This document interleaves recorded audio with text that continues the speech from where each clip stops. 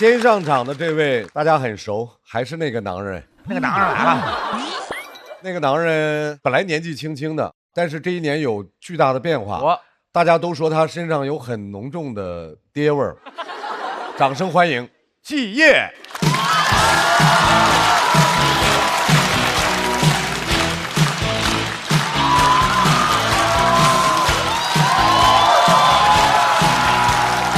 哇，季烨都会跳上 funky 了。疯了。好多人啊，还有 loft。大家好，我是季烨。今天这么多人，我太想跟你们分享我最近的变化了。我马上要当爸爸了。是合法的，不会占用公共资源，反而会给社会提供人力资源。刚刚鼓掌的朋友可以散场的时候随个份子，线上的你们也别闲着，随个赞，给孩子的。我老婆的预产期是7月份，跟咱们节目一样，都在暑期档。别人上节目是为了获得唯粉、真爱粉，我只要奶粉。孩子一出生，家里摆满了奶粉，我跟孩子说：“我说挥霍吧，新二代。”周围的朋友不太理解，经常会有人问我们：“你们为什么要生孩子？”给我问心虚了，我说：“不让嘛，政策变了啊，现在改计划绝育了啊。”哎，但我都知道，现在大家确实都选择不生孩子，所以就有一种当叛徒的感觉。我说别人会不会在背后蛐蛐我？哎，他怎么当爸爸了？亏他还是脱口秀演员呢。不离婚就算了，他还要生孩子。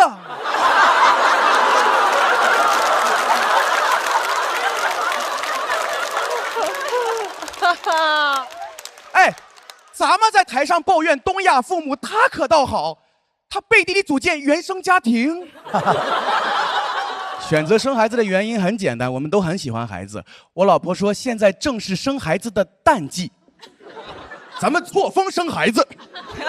我们去年开始备孕，网上都说怀孕挺难的。我老婆说，咱们就用对待考研的态度来对待备孕。我说，咱也没考过研呢，就咱这个学习这个比喻吉利吗？他说，你严肃点，我们这么努力就是为了研究生。我说好的，张雪峰老师。备孕要做很多准备，跟你们说一下，她需要做生育力的检测，长时间的锻炼，还要吃叶酸。我们定了很周密的计划，计划刚执行1周，我老婆怀孕了。她很兴奋，她说不用准备了，咱们保研了。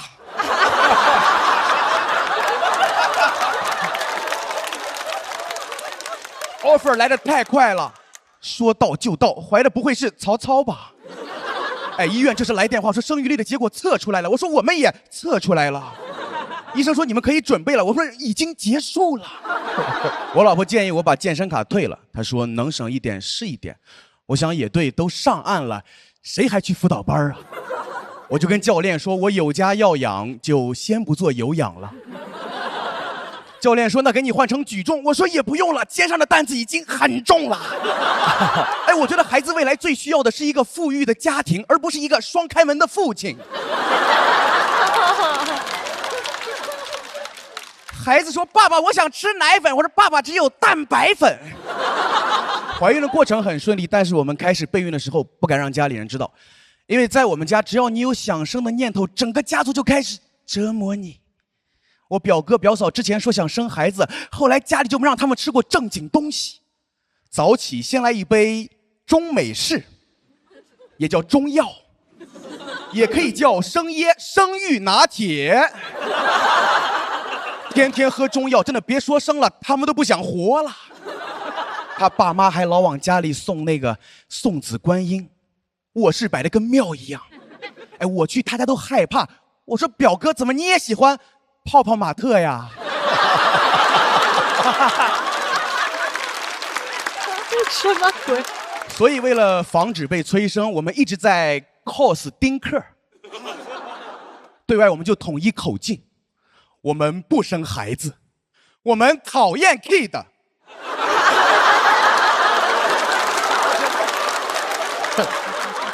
开玩笑，开玩笑，喜欢孩子，喜欢 kid， 而且我想当个好爸爸。我问我的哥们儿，我说怎么能当好爸爸？他说咱们比赛俯卧撑，谁赢了谁就是爸爸。没有参考，离我最近的参考就是我的爸爸。我的父亲没有缺席，但是缺心眼。我8个月的时候，我爸要喂我吃刀削面。不愧是山西父亲，能在奶粉和辅食之间选择主食。我当时一直在吐，我爸以为我晕碳，得亏我妈发现的及时，不然我挺不过1997呀。学爸爸不靠谱，但我得到了很多妈妈的帮助。我周围有很多当妈妈的朋友，知道我有孩子，给我分享了很多的攻略，送了很多的母婴用品，太热情了。我说这不是我的孩子吗？所以怎么当爸爸，我觉得学身边的每一位妈妈就可以。现在距离孩子出生还有2个月，很期待，很期待，我会对着我老婆的肚子给孩子讲段子。哎，我老婆嘎嘎乐，孩子一点反应没有。我说这是冷场了。我说这个梗都不笑吗？哎，真是人心隔肚皮呀。我们甚至还会幻想孩子的模样。我说眼睛像你，酒窝像我。说到学习成绩的时候，沉默了。最后我们觉得快乐最重要。因为看过去年节目都知道，我俩高考都是200多分，孩子肯定是没有那种超越父辈的压力。这是我们留给孩子的非物质没文化遗产。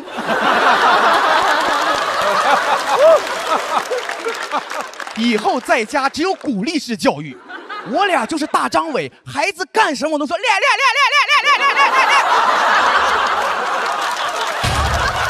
他学大张伟学的像唱民族歌曲的那种人。哎，专家建议胎教听什么巴赫、贝多芬，就听阳光彩虹小白马。什么那个，咱孩子是这个。考上中专也是这个。哎，真的，我不在乎今年谁是脱口秀最好的朋友，因为他一定是脱口秀最小的朋友。这就是我即将当爸爸的感受。到现在我可能还是不知道怎么当一个好爸爸，但是听了这么多脱口秀演员分享自己的家庭、自己的童年，我觉得至少我知道怎么不做一个坏爸爸。最近我们也在看有关家庭的科教片《家有儿女》。你的童年，我的童年可能都一样，但我真心的希望这一代孩子的童年会不一样。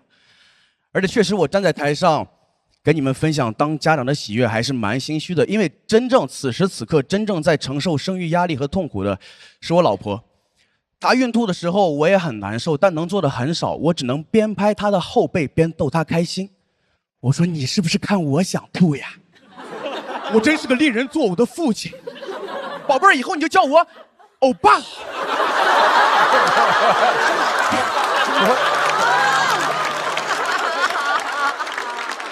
很多时候只能干着急，我说我能做什么？我媳妇儿着急了，能做什么？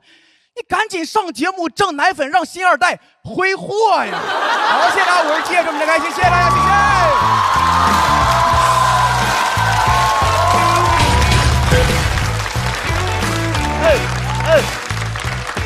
锁票倒计时，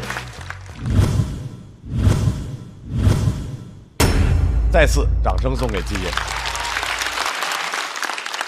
是不是大老师你的那个段落出现的很突然？我随份子呀，我马上随份子了，马上随份子了。随个灯，把我孩子未来的星途照亮。得嘞，衷心祝愿啊！谢谢气氛要升了，然后那个整个生产过程非常的顺利，然后孩子一拿出来一帮说厉害，太棒了啊，太棒！哎，名字想好了吗？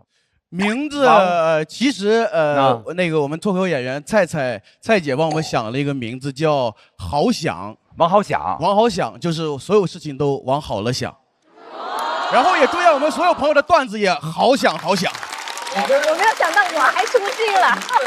我觉得挺好的，而且这个名字他们无关性别，他都可以用，就这个名字还挺喜欢的。哦，没有想过叫什么往哪儿跑吗？嗨，是什么？我现在心理上是准备好了。但是精神上暂时还没有准备好，因为那个精神上那个准备是需要你见到孩子，你抱到孩子，你跟他有体温的接触，才能有那种准备。本来对这个孩子没有什么具象化的认识，但你看衣服，你就觉得哦，原来他这么大。刚刚我们检查完了，医生说什么？说长得太大了。这个化学。就好消息和坏消息，太大的话可能不好生，不好顺产，不好生产。但是孩子确实是个大个儿。大个。会比吕博伟大吗？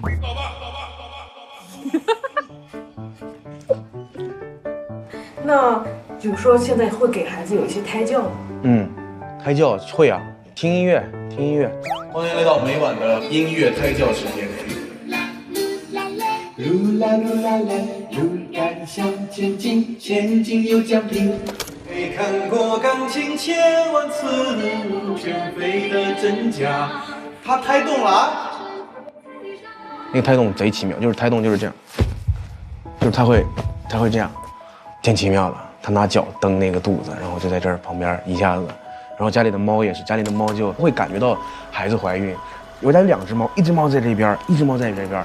就感觉他俩就来看他了，就2只手在这，然后就给你呼呼，然后压的，然后就手这样慢慢的压的，还挺好玩的。脱口秀也听，但是脱口秀我说你就别听我的了，我这块出梗技巧有点单一，我们就学一些这种顶端脱口秀，呼兰的、袅袅的都听一听。怎么样？他现在动了吗？动了。是不是只有听袅袅的时候他才会胎动？是的。他还挺懂行的，学吧你就。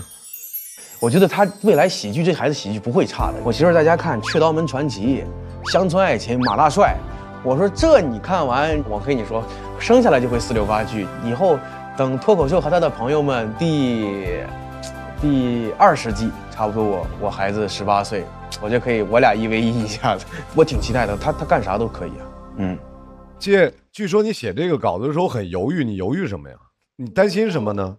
就是我当时看这个段子，在说让他好笑还是不好笑，因为你知道好笑的背后是你的老婆在承担这一切，所以就害怕。但是我还是想讲吧，我觉得这个事儿对我来说真的是挺重要，而且是我自己生命中一个非常独特的经历。所以你在收尾的时候用那种方式来收的尾吗？对的，即使它中间有一番是往下掉的，但我觉得还是要讲一讲，刚刚在你问他那个问题之前，其实我本来还想说，我觉得基业这个表达非常好，就他没有只说我身为一个男性我要当爸爸了，我很开心。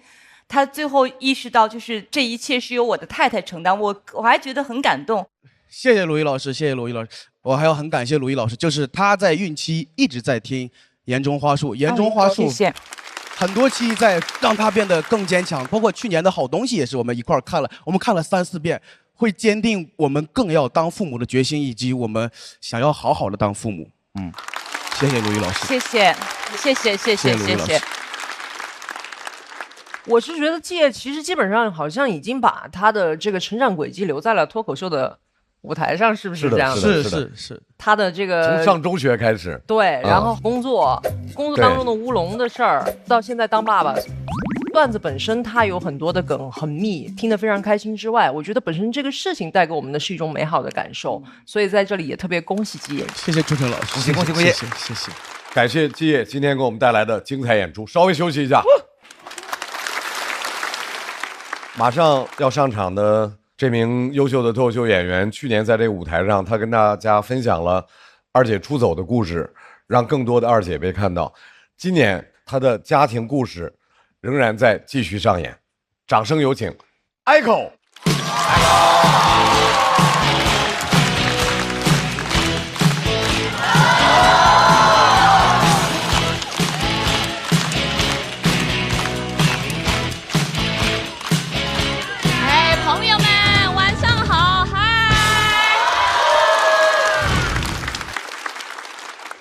这么沉重的，想跟大家分享一下我这1年的变化。其实熟悉我的朋友都知道，去年是因为在节目上吐槽了原生家庭，讲了我父母重男轻女、打孩子，然后搞得我二姐最后离家出走的这个段子啊。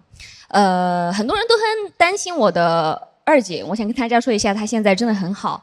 谢谢各位的关心，当然也有很多人在关心我，我感觉你们都会把我当好闺蜜一样啊，天天在我的评论区劝分。这样的父母你留着过年啊。对不起，确实留着过年了，没有办法，孝顺啊，只有0次和无数次。我知道去年那个节目播出之后，能在这么大的一个平台吐槽父母，很多人都在夸我勇敢，但其实我今天想澄清一下，我一点都不勇敢，真的，因为我到现在都不敢给我父母买腾讯会员，真的。看不到完整版哈，只能看短视频，但大家知道短视频都是要剪辑的啊。本来我是幽默骂父母，把幽默全给我剪掉了。其实说实话，害怕伤害父母，但我又害怕完全伤不到。我问过我妈说，哎，老家的人不会有人说闲话吧？我妈还有点生气说，当然了。我说那你怎么回复的？我妈非常淡定的回复我说，我能怎么回复？我就跟她说这是一种社会现象，子女不懂感恩就是社会现象，完全没想到，真的。我不想勇敢，我真的不想勇敢，因为勇敢是要付出代价的。我现在为了维持我的人设，我是一点都不敢对父母好，真的。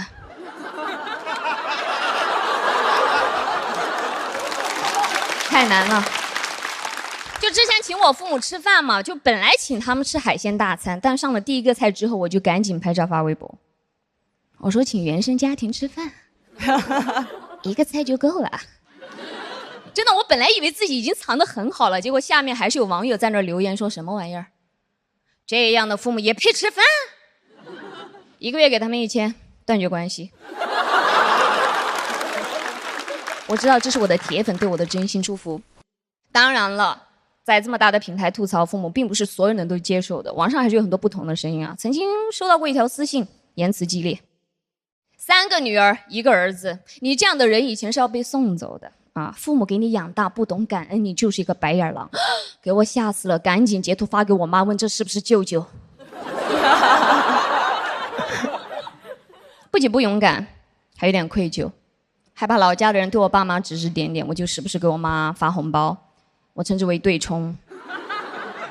100你别生气了，1000我承认我做的有点过，10000不能给1万，因为有的父母是真的不懂感恩。但是我想多了，我真想多了。我觉得老家人根本不在乎什么打不打孩子，他们就觉得我有出息啊。现在老家都有流言传开了，说只要孩子打得很，另一个就上电视。但是是有一些变化的。跟大家分享一个非常温暖的事情，就是其实我妈妈是给我道歉了的。对，她在微信上跟我说对不起啊，我也应该反思一下。这是我第一次听到我妈非常认真的跟我道歉，我不太适应，因为我无法接受父母正儿八经的道歉。我希望随意一点啊，比如吃饭的时候，我妈说，哎，旁边那个菜是不是你喜欢的？是。那这边这个我私密马塞。快，突然说是为什么？但是我妈道歉这件事情呢，给了我很大的震撼。我突然意识到，我妈是上一辈的妇女，她有很多身不由己的事情，我不想把所有的错都怪在她身上。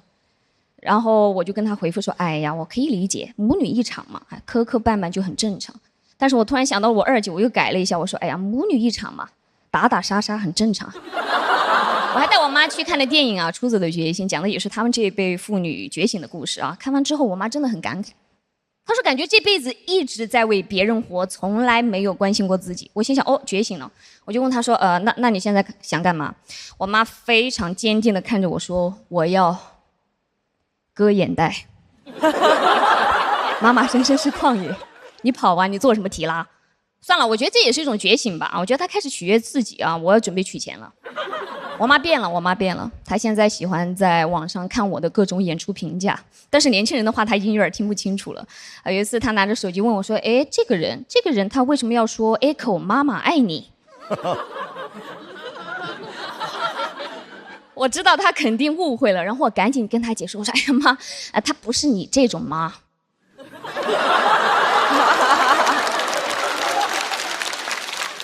这是假妈。我妈有点疑惑说，假妈要干什么？哦，假妈应该就是无条件的信任你啊，支持你啊，尊重你啊。我妈说那确实很假。然后我妈又问说，哎，那这个姐姐杀我呢？我说那是真的，2姐你小心一点。对。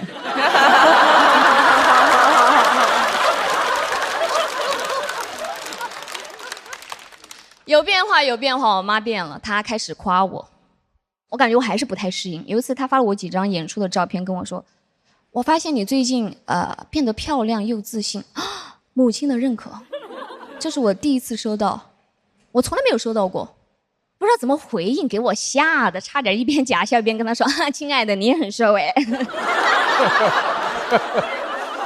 女儿跟妈妈的关系其实是非常复杂的，就我们3个姐妹其实经常吵架，但都不会真的伤害到我对方。尤其是我二姐啊，每次跟她吵架的时候，她都非常淡定说：“哎呀，我无所谓，你随便骂吧，我无所谓。”但只要我说出那句，你有没有发现你现在跟妈一模一样？你有没有发现你跟妈一模一样？我二姐当场，老子现在就杀了你。成为妈妈是我们的噩梦。没有任何人想要跟妈妈一模一样，尤其是我是跟我妈最不像的。我上211，我 City Walk in 上海，我最不像，我不可能跟我妈长得一模一样。但是有一天我打开了手机里面的变老特效 ，You know what? Just like my mom。我怎么可能跟我妈一模一样？那不行，我要做出一点改变。我赶紧掏出手机，给我妈发了一个红包，说：“快去把眼袋割了吧。”母女一场，我们都和过去的自己做个切割吧。谢谢大家，我是可，谢谢。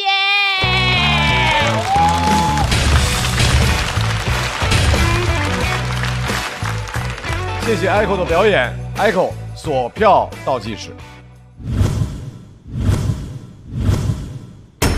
再次掌声送给 Echo。谢谢各位。